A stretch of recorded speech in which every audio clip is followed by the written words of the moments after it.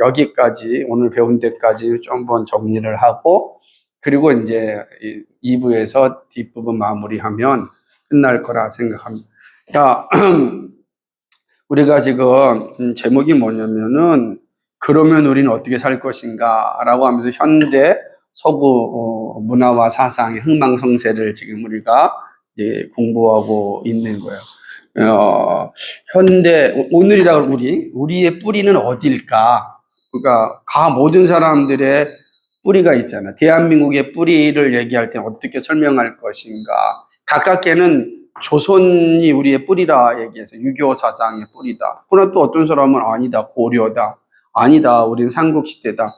아니다, 우리 고조선이다. 막 얘기할 거 아니야, 그지? 근데 궁극적으로 보면은 고조선이 있으니까 오늘 우리가 있는 것처럼 고조선이 어떤 사대였고 그 고조선이 어떻게 오늘 대한민국으로 흘러왔는가 이렇게 보는 게 중요하듯이 현대 서구 사상에 있어서 중요한 그 뿌리는 어딜까 생각할 때 이제 일반적으로 그리스 로마를 현대 사상의 문화의 뿌리라 이렇게 본다고. 그럼 현대 문화와 사상의 뿌리인 이 그리스도인은 어떤 것인가 생각해봐요. 왜 그렇게 보냐면 오늘날 가지고 있는 문화와 또 언어와 그다음에 법 이런 것들의 어떤 시작이 그리스 로마이기 때문에 그런 우리가 그리스 로마자, 로마법 이런 것들이 오늘날 있고 또 마찬가지로 로마의 건축 기술이 여전히 모든 서구 문화의 기술이 우리나라의 덕수궁, 그지? 그럼 아니면은 옛날 그 서울역 이런 것들을 보면은 이게 다 그리스 로마의 어떤 건축 기술이 다 이어진 거예요. 그러니까 우리도 거기서 벗어나지 못하는 거예요. 그러니까 모든 것들의 근원지가 사실은 로마다.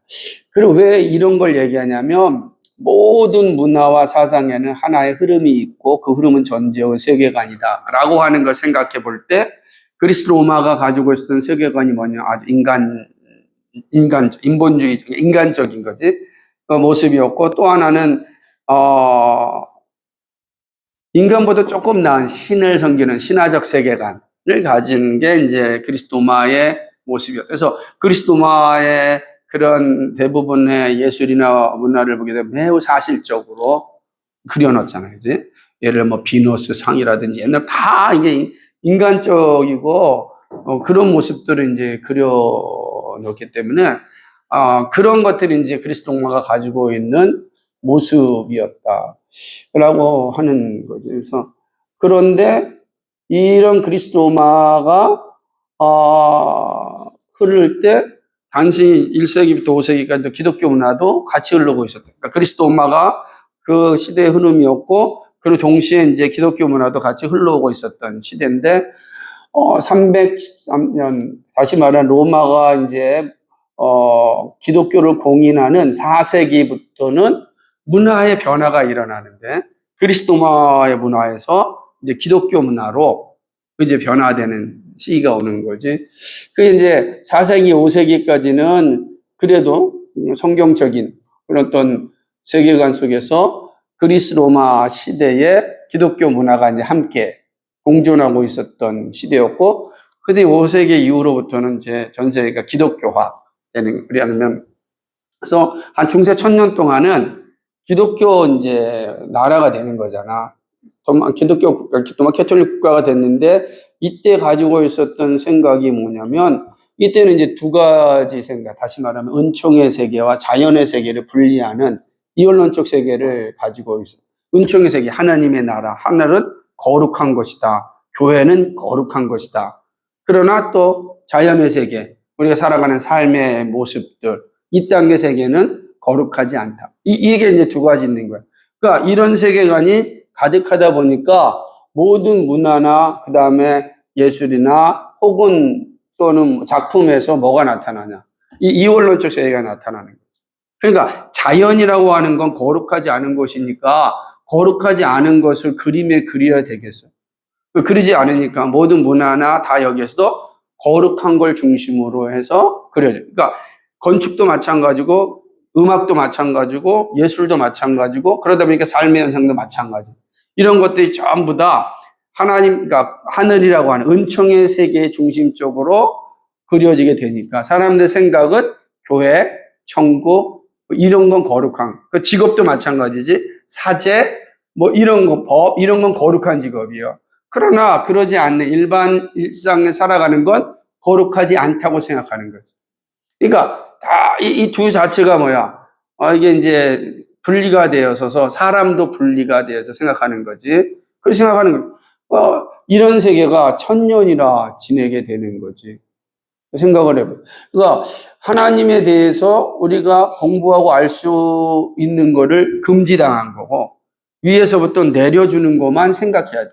위로부터 알려주는 것만 생각. 그러다 보니까 권위는 점점 교회에 갖게 되고 교회가 은총의 세계를 지배하니까 그 교회에서 주는 거, 또 신부나 이런 교종이나 추기경들이 주는 말대로만 살아가는 시대가 중세천년이었어요. 그렇게 살아왔어요, 사람들이. 그런데 이제 13세기부터 균열이 생기기 시작했는데 그것은 뭐냐면 바로 우리가 토마스 아퀴나스라고 하는 캐톨릭의 가장 위대한 사상가, 또 신부죠. 이분이 나와서 우리가 잘 얘기하는 거, 우리의 뭐더라, 의지는 타락하였지만 우리의 지성은 타락하지 않았다라고 하는, 그러니까 타락에 있어서의 균열이 오게 돼. 그러니까 우리 지성은 타락하지 않았어? 그럼 지성이 타락하지 않았다고 하는 것은 우리의 지성으로 모든 것을 알 수 있는 거 아니야? 그렇죠. 그전엔 타락했다고 했으니까 자연의 세계에 있는 건 다 타락하고 은총의 세계만 거룩하였으니까 우리 인간은 다 자연의 세계에 속하잖아. 그러니까 우리의 의지나 지성이나 타락했으니까 타락한 것을 보는 건 다 타락한 것밖에 못 보이잖아. 타락의 눈으로 보는 건 타락이니까, 그러니까 그걸 가지고서 우리가 알 수 있는 거 없으니까 다 거룩한 것만 그리는 거야. 그런데 이 토마스 아퀴나스가 지성은 타락하지 않았다 라고 하는 이야기를 하자. 이것도 캐톨릭의 가장 중요한 학자가 그러니 엄청난 사건이 일어나. 그러니까 그 토마스 아퀴나스의 생각을 따라서 조금씩 변화되기 시작하는 거야. 지성을 타락하지 않았다? 그럼 지성으로 하나님 알 수 있고 은총의 세계도 알 수 있다는 거 아니야? 그리고 공부하다 보니까 거기에 이제 토마스 아퀴나스에 가장 영향을 준 사람이 누구냐면 그리스의 철학자인 아리스토텔레스란 말이야. 아리스토텔레스의 생각이 이제 성경의 생각과 짬뽕을 이루면서 펼쳐지게 되는 거죠. 아리스토텔레스는 그러니까 플라톤처럼 이데아 세상을 이야기한 것이 아니라 개별자, 우리 이 땅의 개별자들의 중요성을 강조했거든요. 그래서 윤리학도 강조하고 정말로 많이 그런 이 땅의 세상에 대해서 관찰하고 설명하고 논리적으로 풀어서 책을 남긴 게 아리스토텔레스란 말이에요. 그 아리스토텔레스의 사상이 이제 토마스 아퀴나스와 함께 신학적으로 철학적으로 딱 세상에 펼쳐지자 사람들이 이제 새로운 세계 눈이 열린 거지. 그러니까 세계관이 바뀌어버리기 시작하는 거야. 그러면서 그 바뀐 눈으로 세상을 보니까 세상이 다르게 보이는 거죠. 자연이 눈에 들어오는 거야.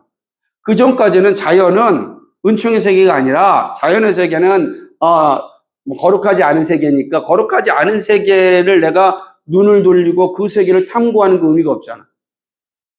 그러니까 1000년 동안 거룩한 세계를 탐구하다가 자연의 세계에 눈이 들어오지 않았어요. 모든 그림에 다 거룩한 것만 있어요. 이게 후광이 있고, 그지? 다 이콘이 있고, 다 거룩해. 죄가 없는 거죠, 모든 사람이.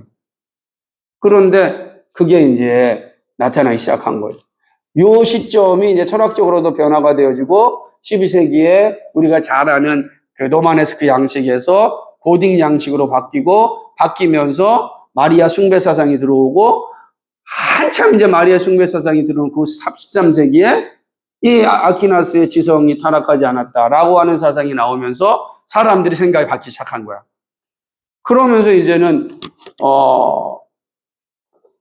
자연을 자연으로 그리게 되기 시작하고 그림에서부터 나타나기 시작하고 땅이 나타나고 사람의 발이 땅에 붙고 그림 속에 자연이 나타나고 이거 아무것도 아닌 것 같지. 엄청난. 그러다 보니까 이제 자연을 더 자연으로 보고 싶은 거야. 그래서 나타난 게 미술은 원근법이 생기고, 원근법이 생겼다라는 건 자연을 평면적으로 보지 않고 이제는 그 공간적으로 볼 수 있게 됐다는 거 아니겠어? 그리고 공간적으로 볼 수 있었다는 건 바뀐 거야. 생각이 막. 그러다 보니까 이제 지성의 변화가 있다 보니까 이 영향 속에서 이제 우리가 잘 아는 르네상스의 인간형들이 나타나기 시작한 거죠. 지성이 타락하지 살았다니까 마음껏 이제 연구하고 글을 쓰고, 그래서 르네상스 이제 문의 부흥이라고 하지. 이 르네상스의 이제 영향이 저 북부 유럽부터 시작되기 시작하는데, 이 북유럽부터 시작된 르네상스의 핵심이 뭐냐? 일반적으로 얘기하면은 인간의 재탄생이라고 합니다. 원래 인간이 있는 무슨 재탄생이야? 그럼 원래 인간으로 돌아가자. 이게 이제 르네상스인데, 본래 인간이 어디겠어? 그들이 생각하는 본래 인간은 또다시 그리스 로마인가. 왜냐하면 중세 1000년 동안 인간성을 우리가 잊어버렸다. 그럼 진짜 우리의 인간성의 원형이 어디냐라고 하는 게 그리스 로마라고. 그리스 로마는 다신사회잖아. 신화적 사회야. 신화적 사회. 그러니까 바울이 사도행전 17장에서 이야기하는 것처럼 알지 못하는 신들이 난무하는 시대가 그리스 로마야.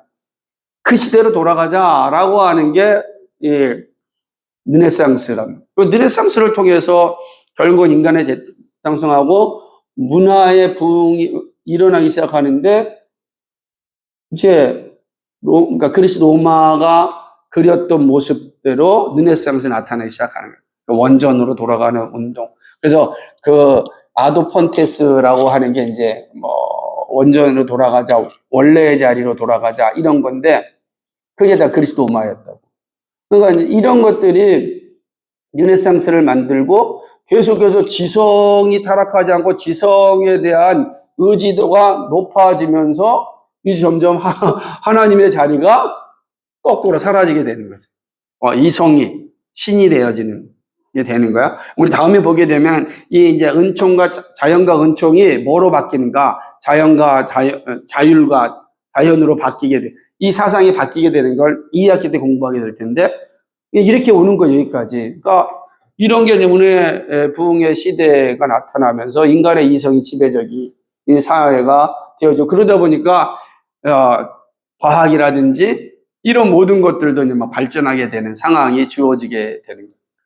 근데 여기에 동시에 같이 일어난 하나의 그 운동이 있는데, 그게 바로 뭐냐?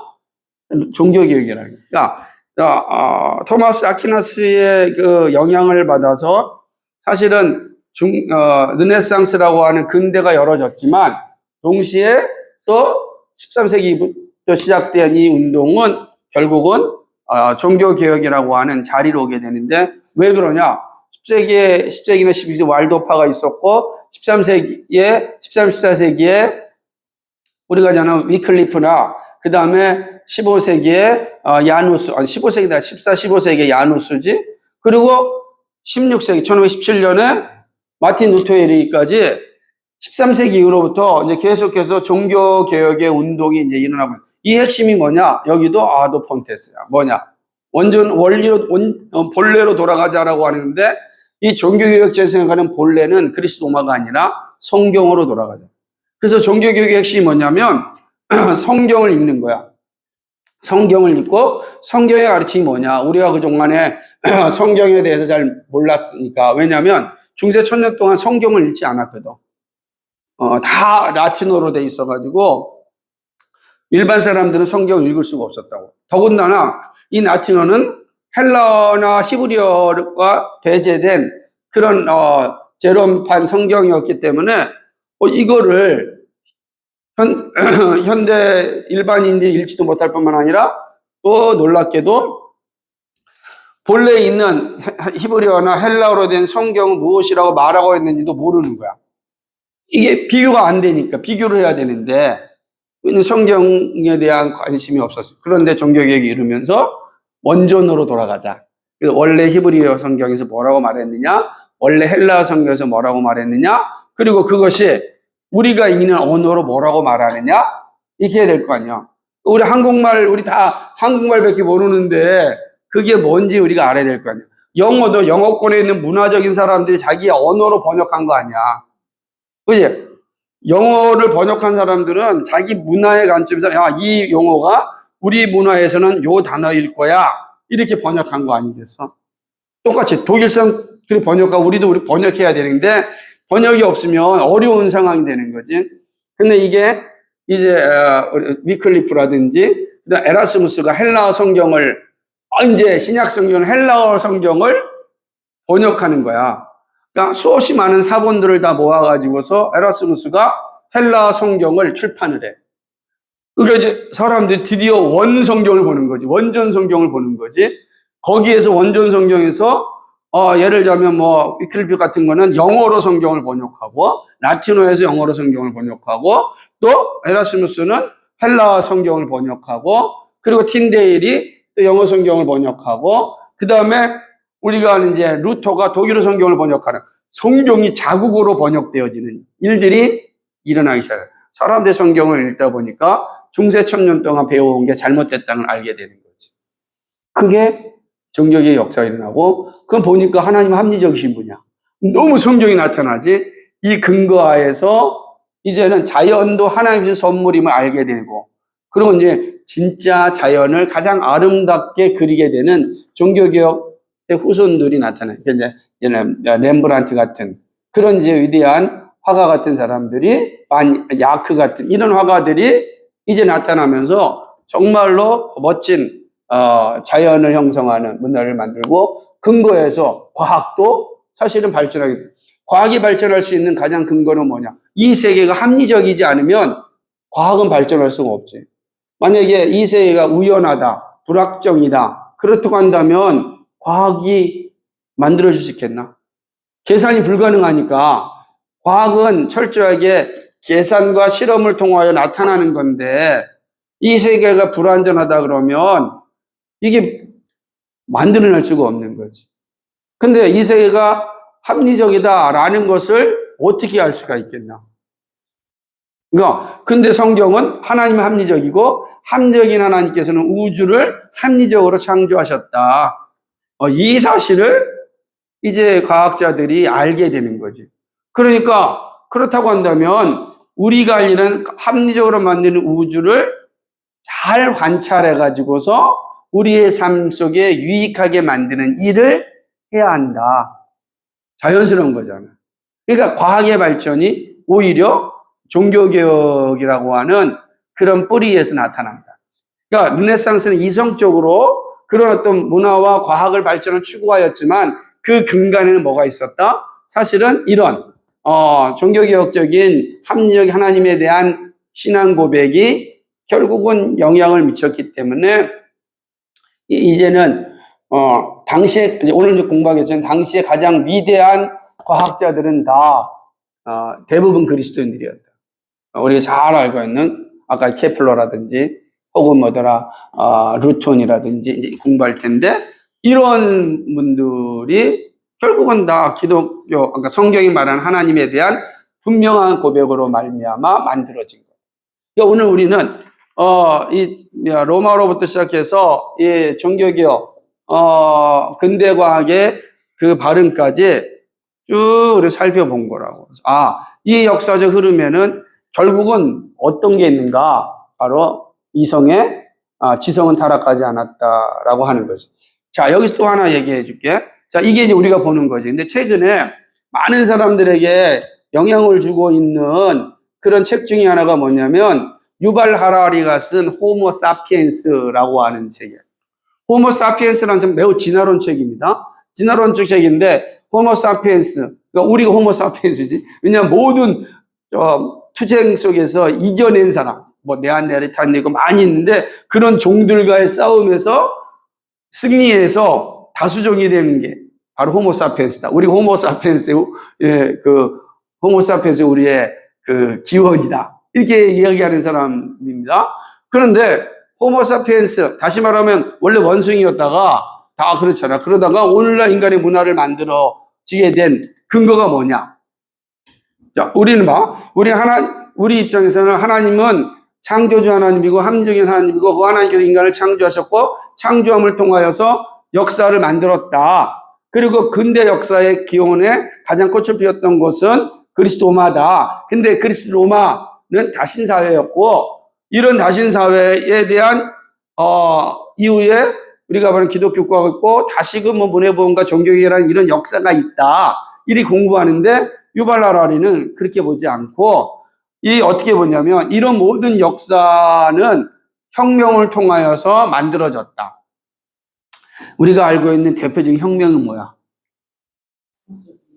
프랑스 대혁명. 그건 혁명이고 또 프랑스 대혁명은 정치적 혁명이고 산업혁명. 그러니까 인류의 변화는 산업혁명을 통해서 완전히 바뀌고 프랑스 혁명을 통해서 바뀌는 거야. 혁명을 통하여서 사회가 다 바뀌잖아. 그래서 오늘 우리 시대에 할 때 무슨 혁명이라 그래서? 정보혁명. 그래서 정보화 혁명 시대라고 지금 이제 AI 혁명 시대라. 이런 게 한 혁명이 일어나면서 시대가 바뀌고 사상이 바뀌고 삶이 바뀌잖아. 여러분의 삶은 태어나면 때부터 이 핸드폰을 가지고 있는 그런 사회였지만 우린 그런 게 아니잖아. 바뀌는 거 완전히. 그렇다고 한다면 본래 인간이 이런 문화를 만들 때 이 처음에 이 원숭이가 그죠 사람이 되는 과정이 그전에는 어떻게 가르쳤냐면 자연스러운 시간 속에서 상황에 따라서 만들어졌다. 이렇게 이야기했다고. 계속 긴 시간을 통해서. 그게 이제 진화론이 이야기하는 거야. 여러분 자연 선택을 한다든지 여러 가지가 있잖아. 그런데 유발 하라리는 뭐라고 얘기하면 역사 가운데 인지혁명이 일어났다는 거야. 인지혁명이 일어나서 오늘날 문화를 만들어. 그 혁명이 있었다. 왜냐하면 어떻게 산업혁명이 일어나느냐? 긴 시간 동안에 준비된 혁명이 일어났지만 산업혁명도 마찬가지다. 종교의 영향인데 그런데 불구하고 인지혁명을 통해서 오늘날 우리가 존재하게 된다는 거예요. 그래서 오늘날 많은 사람들은 이런 생각을 가지고 이 세상을 살아보고 있는 거야. 우리 밖에 있는 사람들은 인지혁명을 통해 사람이 됐다. 그리고 뭐가 된 거야? 인지혁명이라는 게 뭐야? 지성의 혁명이잖아. 똑같은 거지. 지성의 혁명이 언젠가 일어났다는 거지. 그런데 우리가 지금 공부할 때는 어떻게 보고 있는 거야? 그러니까 이거는 예를 들자면은 유발 하라리가 얘기하는 인지혁명 이후에 긴 시간 후에 다시금 13세기에 와서 토마스 아퀴나스에 의하여 지성이 타락하지 않았다라고 하는 생각을 가지게 된다면 이 두 가지를 어떻게 봐야 되겠는가? 어떻게 보겠어? 유발 하라리 생각이 옳은 겁니까? 그죠? 유발 하라리가 말한 것처럼 우리는 이런 혁명을 통해서 오늘 우리가 존재하게 된 건가? 되게 만약 유발 하라리 관점을 본다면 성경이 기독교가 들어갈 구속이 없지. 하나님 없어도 되니까. 하나님이 없어도 되잖아. 자연적 혁명이 일어난 거. 그러나 우리는 그러지 않다. 그러니까 이 땅의 사람들은 그런 식으로 세상을 이해하고 살아가고 있다. 그러니까 우리가 인식하는 게 중요하지. 그러나 우리가 이 세상을 바라보는 관점, 세계관이 다르다. 우리 그 세계관이 다른 시대에 오늘 우리가 살고 있다. 일부 여기까지입니다. 혹시 질문을 던지시기 바랍니다.